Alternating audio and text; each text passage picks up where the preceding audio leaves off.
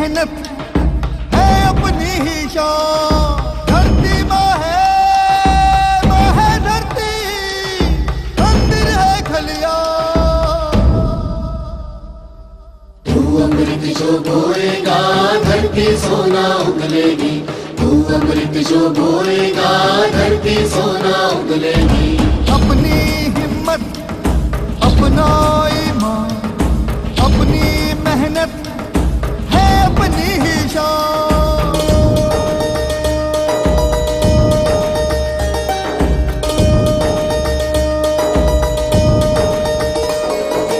महापसीना कम नहीं, घर जलता सूरज गम नहीं। महापसीना कम नहीं, घर जलता सूरज गम नहीं। मेहनत तब रंग लाती है जब हर माँ रोटी पकाती है। अन्नदाता खुश होता है जब देश भर पेट सोता है। वो अमृत जो बोएगा धरती सोना उगले। बस्ता तो अंदर लेके जा। काहे की फिल्म का बात कर रहा था ये? बाबूजी कुछ जैविक जैविक बोल रहा था, पता नहीं क्या है ये।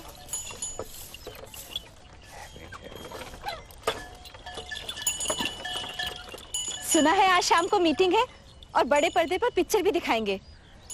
भैरव को दूध नहीं चाहिए।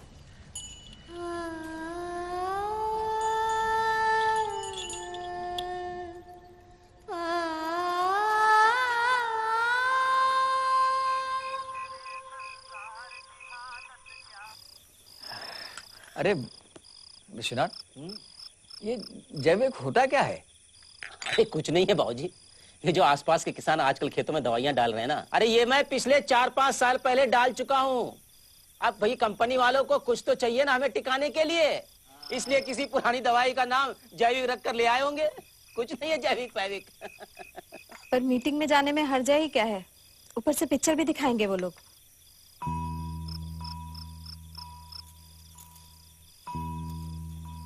चलते हैं ना विश्वनाथ, फिल्म देखेंगे।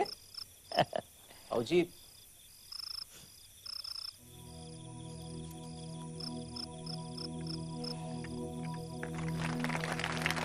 नमस्कार, आप सभी का आज यहाँ स्वागत है। हमारे गांव के सरपंच, ये हमारी कोई पहली मुलाकात नहीं है, लेकिन अगर ऐसे देखा जाए तो हमारी पहली मुलाकात जैसी ही है, क्योंकि आज आप जो इस पर्दे पर देखने वाले हैं शायद आप लोगों ने पहले कहीं देखा हो, लेकिन उसकी यादें कुछ धुंधली हो गई। आज हम उन्हीं धुंधली यादों पर फिर से प्रकाश डालने की कोशिश करेंगे।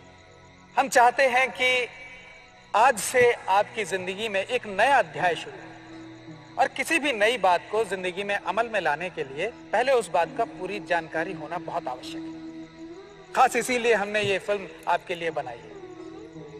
फिल्म खत्म होने के बाद फिल्म के बारे में आपकी राय जानने में हमारी बहुत उत्सुकता है, और जो लोग देर तक नहीं रुक सकते और इसके बारे में ज्यादा जानकारी इकट्ठा करना चाहते हैं, उनके लिए हमारी कंपनी के प्रतिनिधि कल उनके घर जाकर मुलाकात करेंगे। आइए हम लोग फिल्म देखते हैं।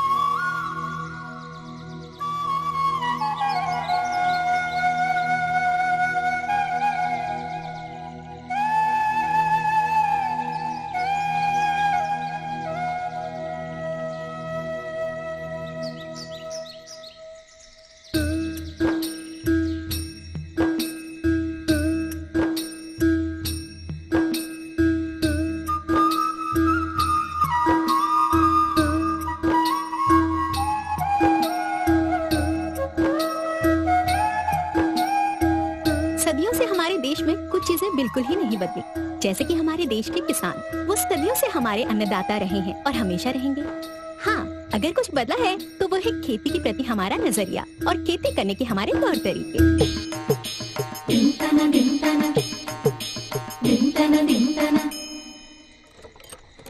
सैकड़ों शताब्दियों तक शिकारी और घुमंतु प्रजाति बने रहने के बाद मनुष्य को जब अन्न के उत्पादन की विधि और उसका महत्व समझ में आया, तो उसने अपनी बंजारा जीवन शैली को छोड़कर किसी एक जगह बसकर खेती करने का फैसला लिया।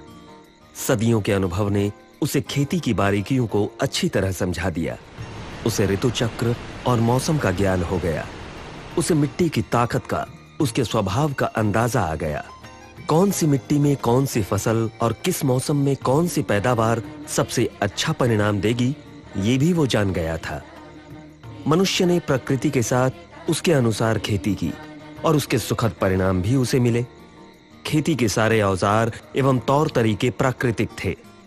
खेत जोतने के लिए बैलों और लकड़ी के हल का इस्तेमाल होता था। उस समय मिट्टी बहुत स्वस्थ और मुलायम थी, इसलिए हल के सहारे खेत जोतना बहुत आसान था। खाद के तौर पर गोबर का इस्तेमाल होता था। कहीं कहीं पिछली फसल के बचे हुए अवशेषों को भी खाद की तरह इस्तेमाल किया जाता था। और तो और मिट्टी में केंचुए जैसे कई तरह के मित्र कीट या जीव रहते थे, जो किसानों के लिए प्राकृतिक रूप से बेहतरीन किस्म की खाद भी उपलब्ध करवा देते थे।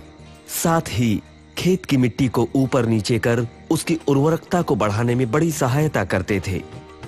पुराने समय में भी फसलों पर कीड़े तो लगते थे, पर उनसे निपटने के लिए बहुत असरदार एवं बेहद आसानी से उपलब्ध कीटनाशकों का प्रयोग किया जाता था, जिसे किसान खुद अपने घर पर ही उपलब्ध सामग्री से तैयार कर लेते थे। पंचगव्य इसी तरह का एक असरदार कीटनाशक था, जो गोमूत्र, गाय के दूध से बने घी, गोबर और ऐसी ही अन्य सामग्रियों के उचित मिश्रण से तैयार किया जाता था। इस सब के परिणाम स्वरूप जो उपज पैदा होती थी वो बहुत ही स्वास्थ्यकर होती थी। उस पर किसी भी तरह के हानिकारक रासायनिक पदार्थों का अंशमात्र भी नहीं मिलता था। ऐसी फसल से प्राप्त अन्न खाने वालों के स्वास्थ्य में वृद्धि ही करता था। इसलिए उस समय के लोग बड़े ताकतवर और मेहनती हुआ करते थे। स्वस्थ जीवन शैली और नियमित कसरत के कारण आजकल की बीमारियां जैसे हृदय रोग, कैंसर, ब्लड प्रेशर, डायबिटीज कम ही लोगों में पाई जाती थी। साथ ही साथ पर्यावरण भी एकदम खुशहाल रहता था। तरह तरह के पक्षी खेतों में आसपास घोंसला बनाकर रहते थे। पक्षी खेतों को नुकसान पहुंचाने वाले कीटों को खाकर फसलों की रखवाली करते थे। कुल मिलाकर यह व्यवस्था सभी के लिए बड़ी फायदेमंद थी। मुझे आज भी याद है, उस समय मेरी उम्र 10 साल के करीब थी।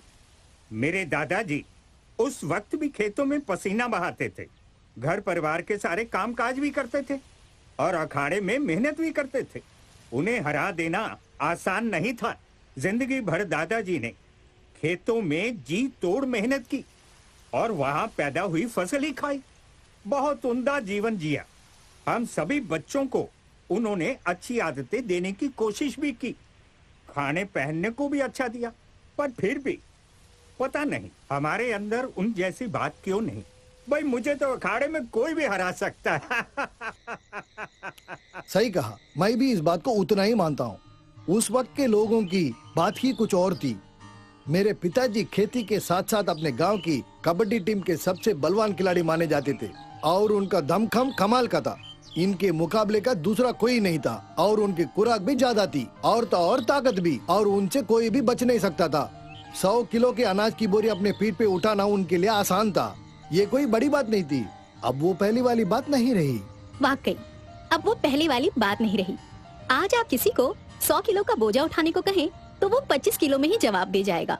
किसी को 1 मील दौड़ने को कहिए, वो 100 मीटर में ही हाफ जाएगा। ये समस्या आम होती जा रही है। आजकल हमारे देश में कम उम्र में लोगों को कई तरह की भयानक बीमारियां घेर लेती हैं। कभी सोचा है इन सब के पीछे क्या कारण है? ज्यादा दूर जाने की शायद आपको जरूरत ही ना पड़े। वही खेती और उससे निकली पैदावार जो आज से कुछ दशक पहले तक हमारे शानदार स्वास्थ्य की वजह थी, वही खेती ने और उसकी पैदावार ने आज हमारे गिरते स्वास्थ्य और हमारी जमीनों के बढ़ते बंजरपन का कारण है। देखें, आज हम कहां आ गए हैं। ये आज हमें किस कल की ओर ले जाने वाला है।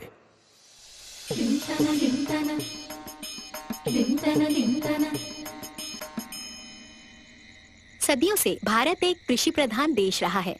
देश की आबादी का बहुत बड़ा हिस्सा आज भी गांव में रहता है और अपनी रोजी रोटी के लिए आज भी कृषि पर निर्भर करता है। इसीलिए आजादी के बाद से ही खेती और किसानों को लेकर हमारी सरकारें गंभीरतापूर्वक विचार करती रही हैं।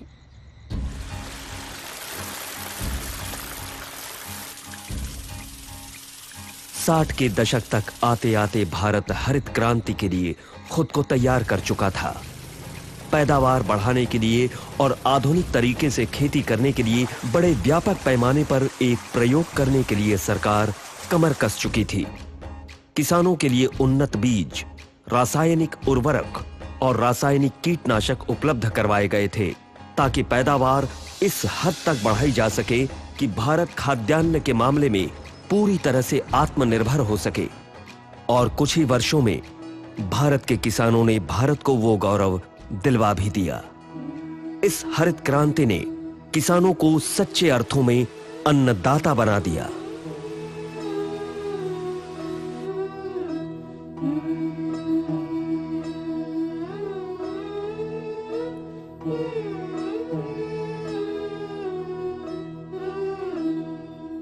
पर ये चमक ज्यादा देर तक बरकरार नहीं रह सकी।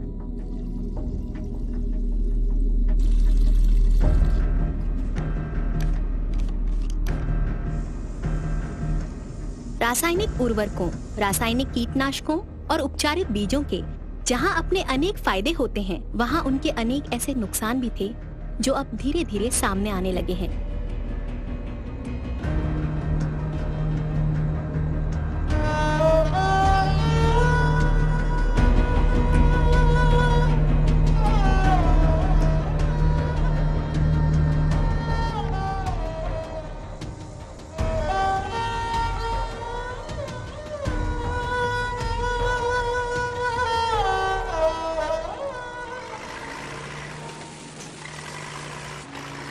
आज हमारे समाज में वैद्यक चिकित्सा संबंधी प्रगति तो बहुत हुई है, पर बीमारी भी काफी मात्रा में दिखाई देती है।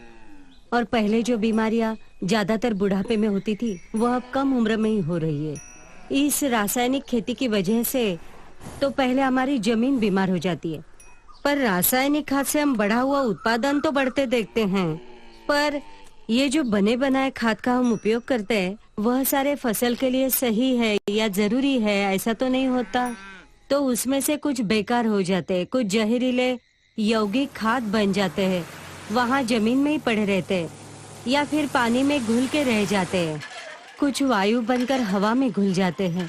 इस तरह से मिट्टी, पानी, हवा, पर्यावरण, इन सब चीजों में रासायनिक निवेश से रासायनिक इनपुट्स, खाद जिसे हम कहते हैं, इस सभी की वजह से प्रदूषण की प्रक्रिया शुरू हो जाती है और जमीन में पोषक तत्वों का संतुलन वहीं से खराब हो जाता है। और हमें पता है कि जहाँ संतुलन खराब हो, वहाँ स्वास्थ्य भी खराब हो ही जाता है और फिर बीमारी शुरू हो जाती है। रासायनिक कीटनाशकों के छिड़काव से कीटों के आक्रमण के चलते उपज को होने वाले नुकसान में भारी कमी आई। पैदावार बढ़ी, पर यह भी उतना ही सच है कि कीटनाशकों ने फसलों को मदद करने वाले मित्र कीटों, मधुमक्खी और केंचुए इत्यादि का भी सफाया कर दिया। और इससे भी बढ़कर रासायनिक कीटनाशकों के अंधाधुंध प्रयोगों ने उनसे संपर्क में आने वाले किसानों और खेत में काम करने वाले मजदूरों की सेहत पर भी असर दिखाना शुरू कर दिया। केरल के कासरगावड़ा क्षेत्र में काजू के बागों पर करीब 25 साल तक हुए अंधाधुंध छिड़काव के चलते वर्षों तक हजारों लोग जन्मजात भयंकर शारीरिक और मानसिक विकृतियों के साथ पैदा हुए। रासायनिक कीटनाशकों और उर्वरकों के दुष्प्रभाव से प्रभावित पंजाब के भटिंडा शहर से एक ट्रेन राजस्थान के बीकानेर शहर जाती है। ये ट्रेन कैंसर ट्रेन के नाम से बदनाम है, क्योंकि इस ट्रेन में हर दिन औसतन कैंसर के 60 मरीज होते हैं। जो एक हल्की सी उम्मीद की तलाश में सैकड़ों मील का सफर तय कर जाते हैं। रासायनिक कीटनाशकों के भयानक असर को मैंने अपनी आंखों से देखा है। मेरे अपने भाई ने कुछ समय पहले कैंसर के रोग से तड़प तड़प के अपनी जान गंवा दी। वो भी एक किसान था। दूसरों की देखा देखी उसने भी इन जहरीली दवाइयों का बिना सोचे समझे इस्तेमाल करना शुरू कर दिया। न छिड़काव के बाद कोई सावधानी बरती।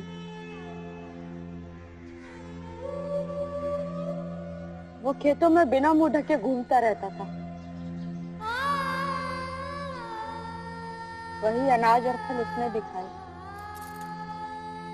आखिर उसकी आंतों में कैंसर हुआ।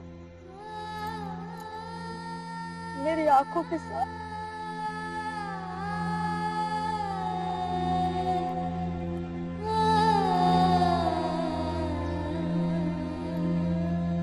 किसानों की और खेत में काम करने वाले मजदूरों की अपनी सेहत का भारी नुकसान तो हो ही रहा है, साथ ही अधिक से अधिक उपज पाने के लिए कीटनाशकों, उर्वरकों और उन्नत बीजों का बिना सोचे समझे अंधाधुंध प्रयोग होने लगा है।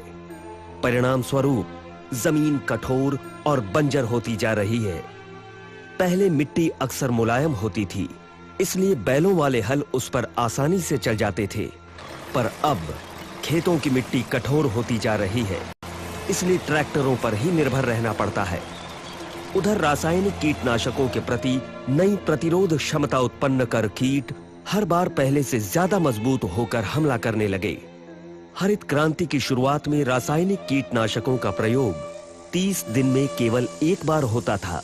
बाद में ये अवधि 20 दिन, फिर 15 दिन और इन दिनों वही अंतराल केवल 10 दिन में सिमट कर रह गया है। परिणाम स्वरूप किसानों पर अलग अलग किस्म के और साथ ही साथ सतत अधिकाधिक कीटनाशकों के प्रयोग का बोझ पड़ने लगा है। इस सब के चलते वो कर्ज के बोझ में दबते चले जा रहे हैं और इसीलिए हमें दिनों दिन देश के अलग अलग हिस्सों से किसानों की आत्महत्या की खबरें मिलती रहती हैं।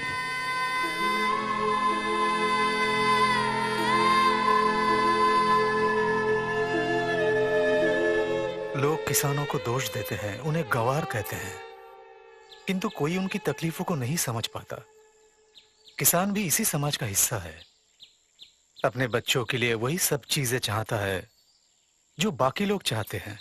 अच्छा खान पान, अच्छी पढ़ाई लिखाई, अच्छा भविष्य। किंतु आज किसान खुद तकलीफ में है।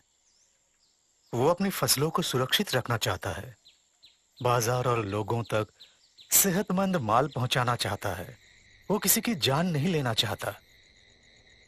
अब तो ये हाल है कि साफ हवा में रहने वाले, साफ सुथरा खाने वाले किसान परिवार को भी इन्हीं बीमारियों से जूझना पड़ रहा है।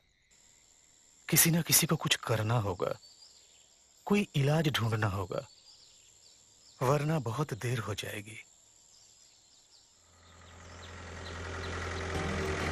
खुशी की बात है कि अभी सब कुछ खत्म नहीं हुआ है। कोई है जो इस दिशा में पिछले कई वर्षों से लगातार प्रयास कर रहा है, जिससे कि किसानों को उनकी तकलीफों से मुक्ति दिलाई जा सके, पैदावार की गुणवत्ता को बढ़ाया जा सके, उसे जानलेवा जहर की गिरफ्त से आजाद करवाया जा सके, जिससे कि देश भर के उपभोक्ताओं को फिर से एक बार शुद्ध और स्वस्थ भोजन मिल सके।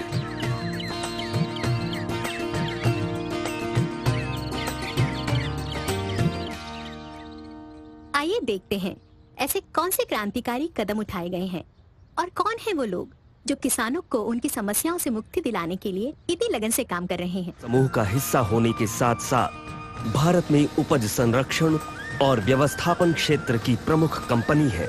उच्च तकनीक पर आधारित की भारत भर में है। अत्याधुनिक तकनीक का इस्तेमाल कर जैविक उत्पादों की निर्मित के कारखाने और अनुसंधान केंद्र स्थापित किए हैं।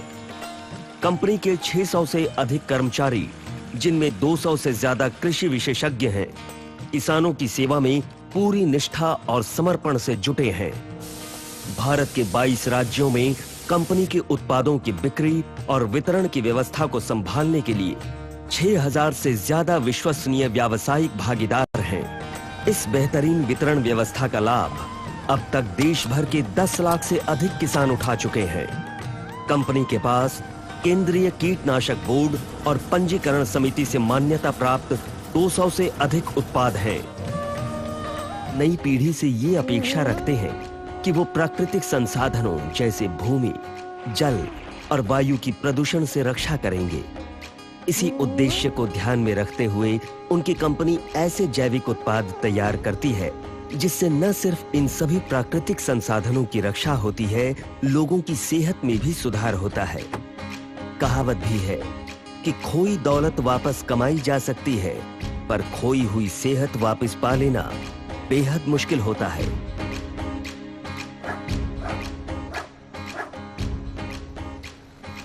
जय जवान, जय जैविक किसान।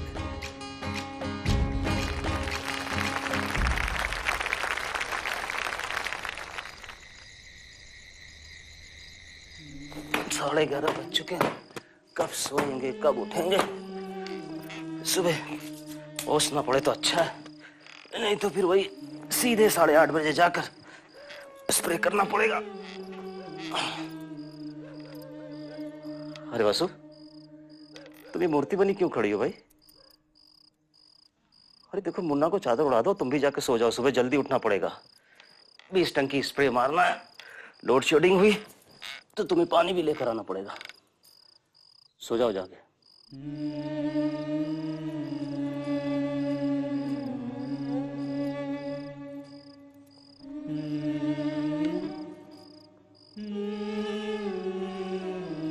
सुनो जी, आज पिक्चर में जो कुछ भी दिखाया सब सच है क्या? उस औरत का भाई और मेरा भाई दोनों एक ही उम्र के होंगे ना?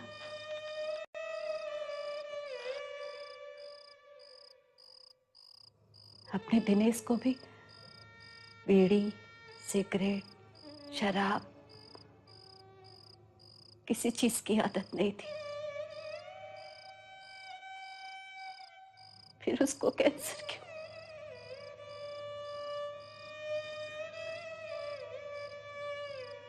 मुझे बहुत चिंता हो रही है। आसू, अब उसके नसीब में कैंसर ही लिखा था, तो हम क्या कर लेते? नसीब नहीं, याद है मेरे साथ जब भी खेत में आता कच्ची सब्जियां ही खाता।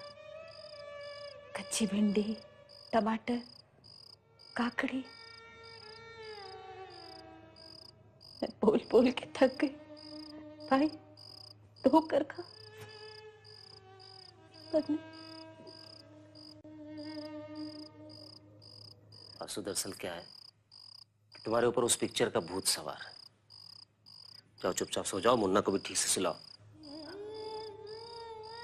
ना मुन्ना भी तो कच्ची सब्जियां खाता है जी। मेरे मन में अजीब अजीब से सवाल आ रहे हैं। कुछ नहीं है, कुछ उल्टा सीधा मत सोचो। जाओ सो जाओ, सुबह जल्दी उठना, मैं थक गया हूं। जाओ सो जाओ। और देखो, जो किस्मत में लिखा होता है ना, उसे कोई नहीं टाल सकता है, समझे? जाओ सो जाओ, चलो।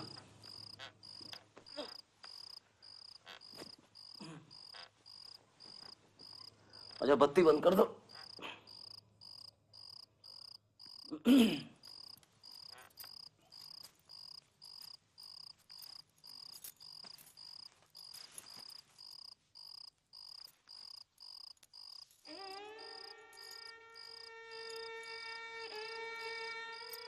अरे वासु, बत्ती बंद कर।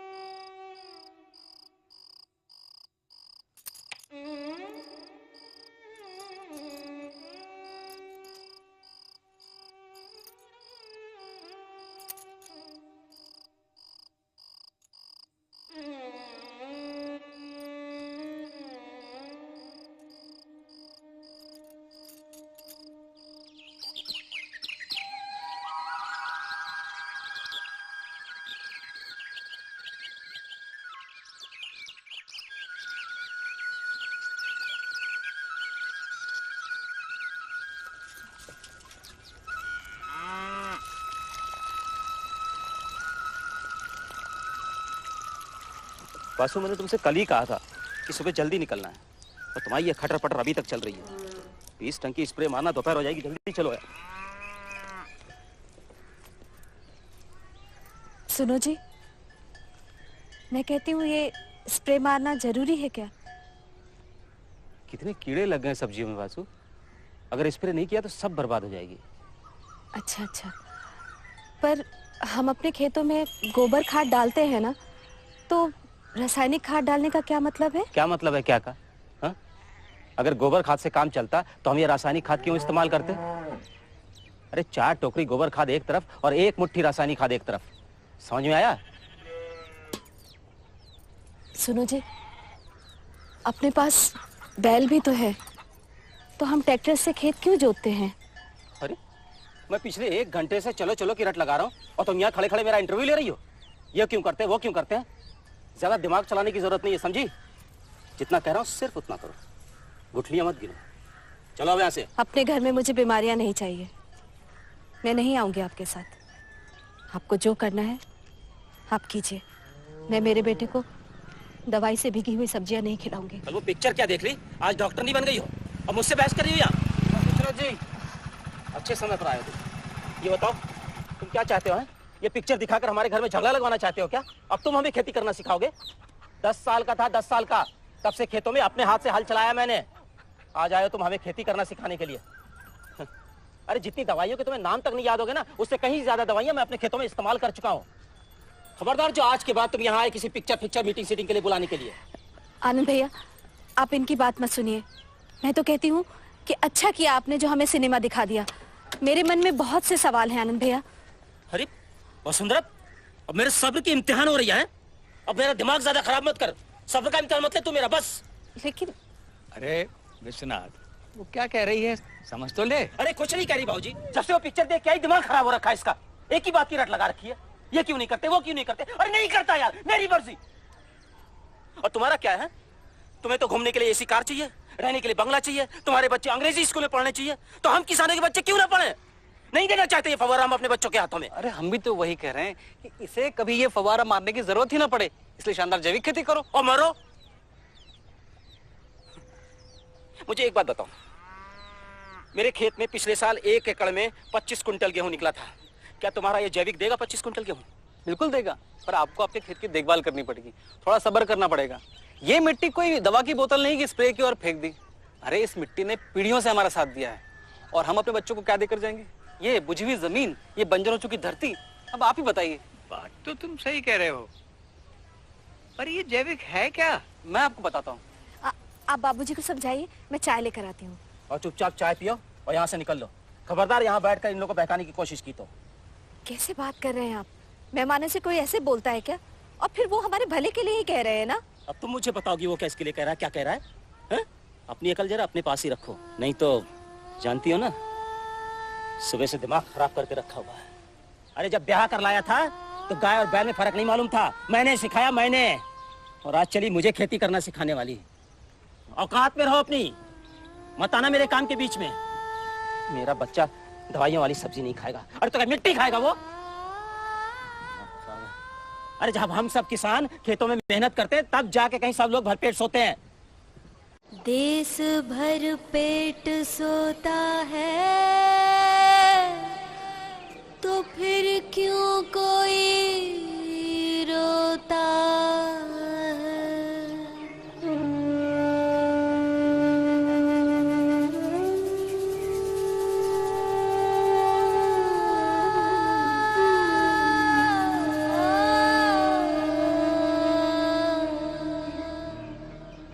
किस विपदा को धरती रोती है, उसे किस चिंता का कीट लगा, किस माँ की कुख है उजड़ी, किस घर का दीप बुझा,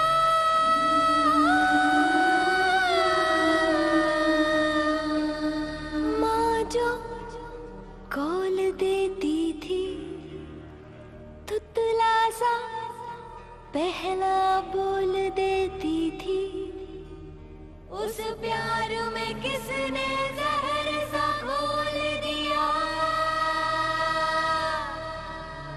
छाटता था जो खुशी, बांटता था जो हंसी, उस दाता को किसने जालिम बोल दिया।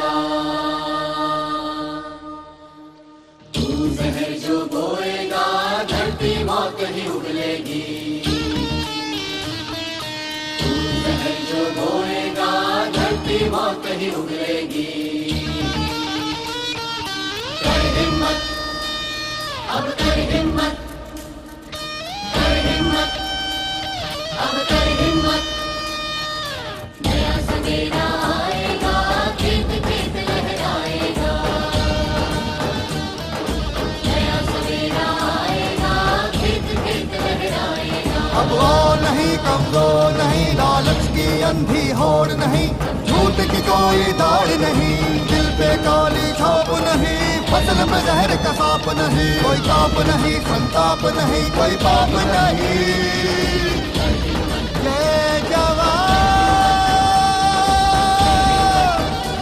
जय जय किसान।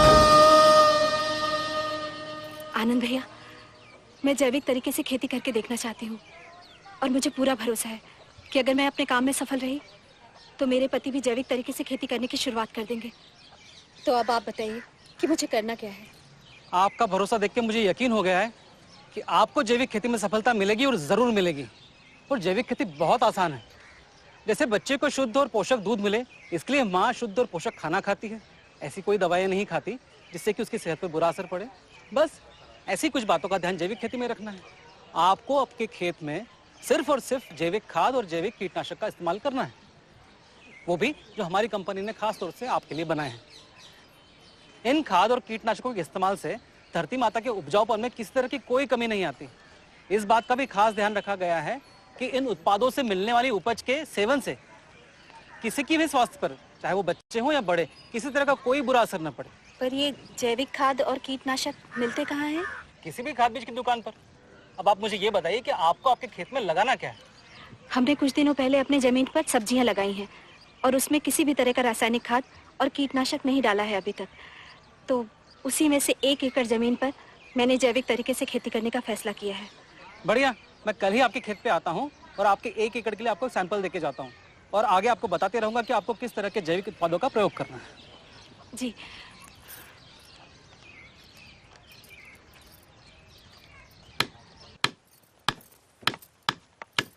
ये क्या नया तमाशा है? सुनो जी, कंपनी के दावे में कितना दम है ये देखने के लिए 1 एकड़ खेत पर जैविक खेती करके देखते हैं ना। तेरी जैविक खेती की तो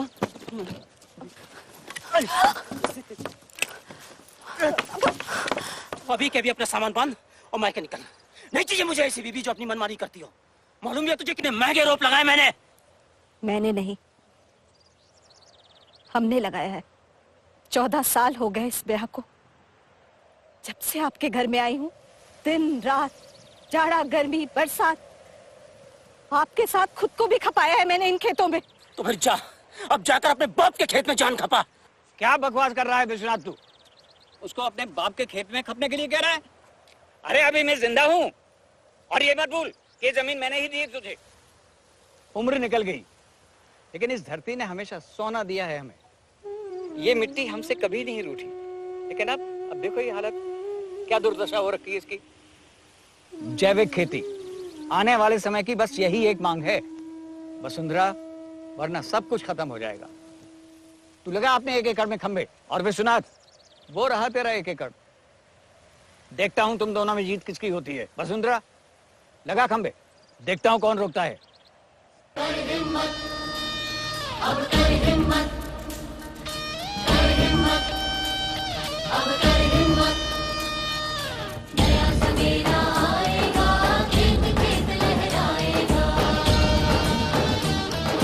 नया सवेरा आएगा, खेत खेत लहराएगा।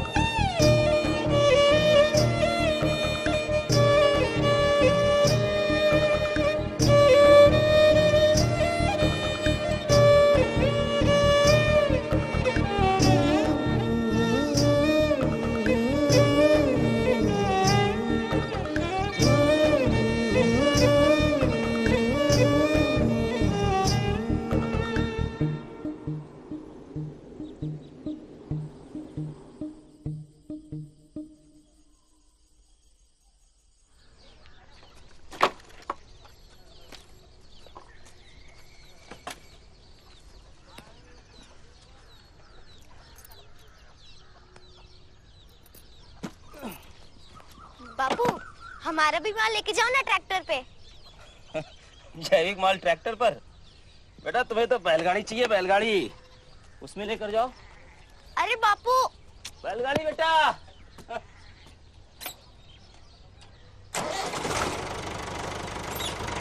बापू बापू हमारा माल बापू। सुन रहा? सोच क्या रही बेटा? बैल खोल। अब कर हिम्मत, कर हिम्मत, अब कर हिम्मत। नया सवेरा आएगा, खेत खेत लहराएगा। नया सवेरा आएगा, खेत खेत लहराएगा।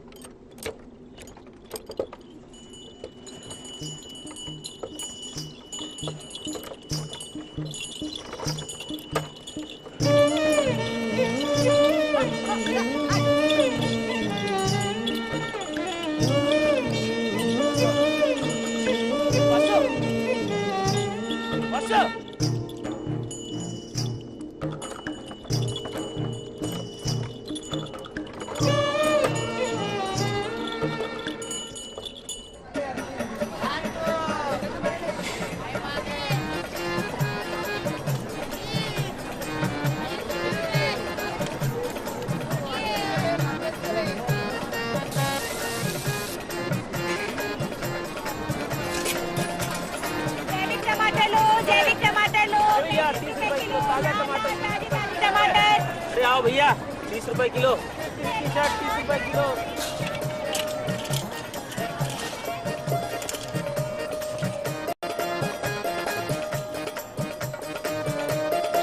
चाची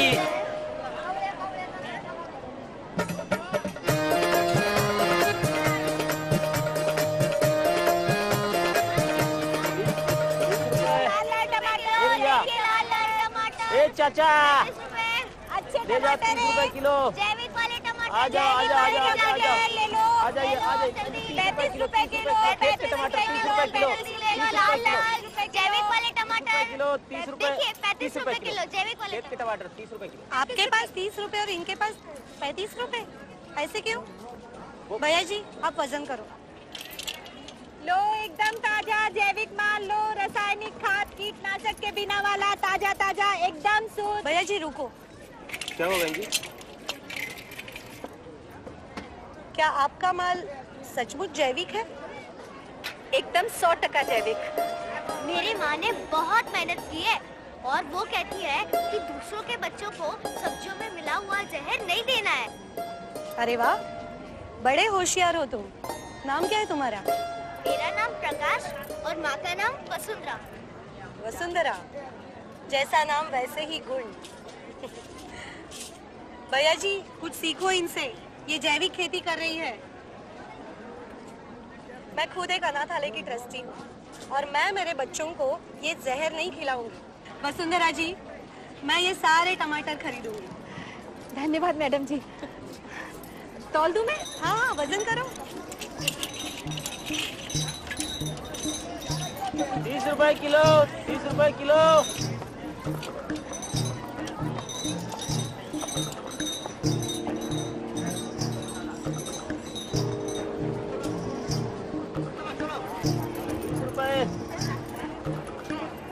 30 रुपए किलो, 30 रुपए किलो, 30 रुपए, 30 रुपए किलो, 30 रुपए किलो, 30 रुपए किलो।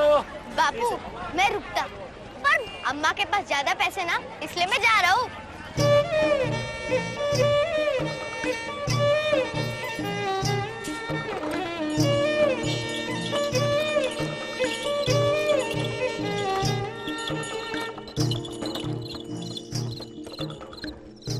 तेरह 1320, 1340, 1360, 1380, 1390।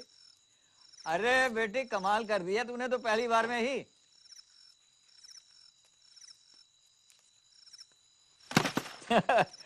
और अभी बचे हुए माल के तो और भी पैसे मिलेंगे। हाँ विश्वनाथ, तूने कितना कमाया भाई?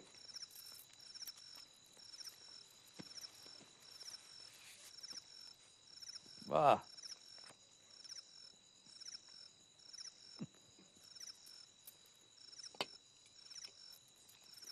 बापूजी पैसे छोड़ो ना, ये जैविक वाली सब्जी खा के देखो ना, बहुत बढ़िया बनी हुई है। सब्जी तो बहुत अच्छी बनाई है बेटी तूने, और उगाई भी बहुत अच्छी है। पर तुझे तो खेती करनी आती नहीं थी, बैल और गाय में फर्क भी नहीं मालूम था तुझे। पर जिसने तुझे सिखाया वो तो खुद भी बहुत अच्छी खेती करता होगा।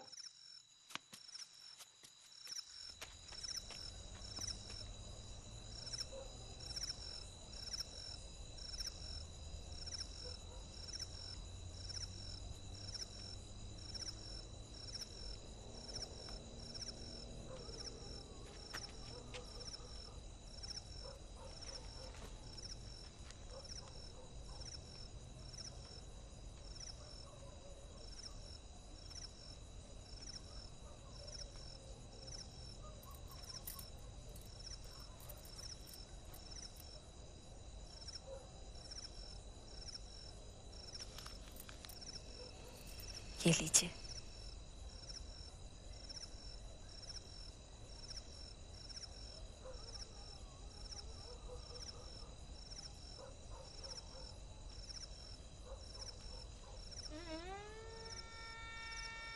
सुनो जी, कोई होड़ नहीं थी मेरी आपसे। वैसे भी खेती के बारे में जो कुछ भी सीखा है आपसे ही सीखा है।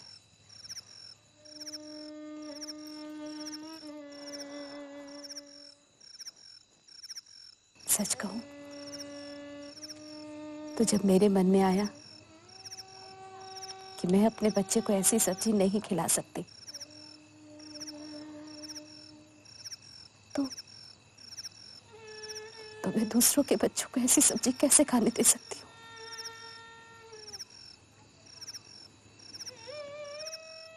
मुझे रात भर नींद नहीं आती है। एक बात कहूं, किसी औरत को कोई भी गाली दे देंगे तो वो बर्दाश्त कर लेगी, पर अगर उसे बांझ कहेंगे तो वो टूट जाती है। तो हम अपनी धरती माँ को बांझ कैसे बना सकते हैं? अगर जैविक तरीके से खेती की शुरुआत नहीं की तो वो दिन दूर नहीं है जब हमारी धरती माँ बंजर हो जाएगी। हम अपनी माँ के साथ ऐसा कैसे कर सकते हैं?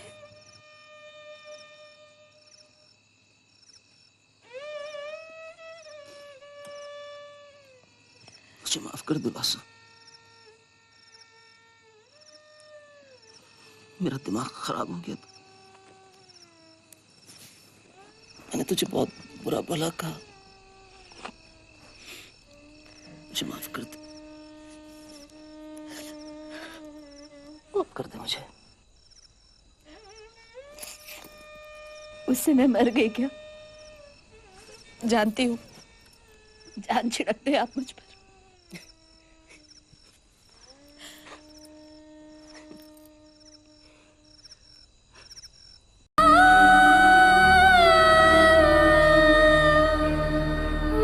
जो कॉल देती थी तुतला सा पहला बोल देती थी, उस प्यार में किसने जहर सा घोल दिया। छाटता था जो खुशी, बांटता था जो हंसी, उस दादा को किसने जालिम बोल दिया। जहर जो बोएगा धरती मौत ही उगलेगी। जहर जो बोएगा धरती मौत ही उगलेगी। कर हिम्मत, अब कर हिम्मत, कर हिम्मत, अब कर हिम्मत। नया सवेरा आएगा, खेत खेत लहराएगा। नया सवेरा आएगा, खेत खेत लहराएगा। अब वो नहीं कमजोर नहीं, लालच की अंधी होड़ नहीं, झूठ की कोई दौड़ नहीं, दिल पे काली छाप नहीं, फसल में जहर का सांप नहीं, कोई ताप नहीं संताप नहीं,